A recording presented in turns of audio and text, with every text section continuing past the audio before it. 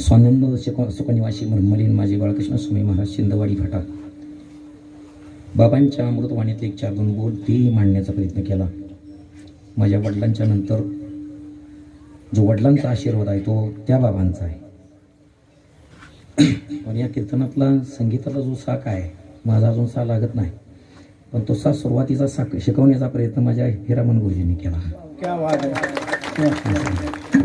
या सर्वांचे पहिले गुरुजी हिरामन सर. विसरू शकत नाही. संसारातली साधनं विसरता येतात, पण ज्याच्यामुळं आपण या लेवलला आहे जे ते विसरता येत नाही ह्याचं नाव परमार्थ आहे. आणि त्याच्यासाठी एक महाराजांचं प्रमाण आहे, विसरली तयाची थोरच आली हानी. जगात कुठेही जा पण मुळाला विसरू नये. माझ्या गुरुजींनी माझ्यासाठी खूप कष्ट केलं त्यावेळेला. आणि सगळ्याला घेऊन खेळायची सवय आहे या माणसाला. एकट्याचा खेळ कधीच खेळले नाहीत गुरुजी. त्याच्यानंतर माझे मोहनगिरी भाऊ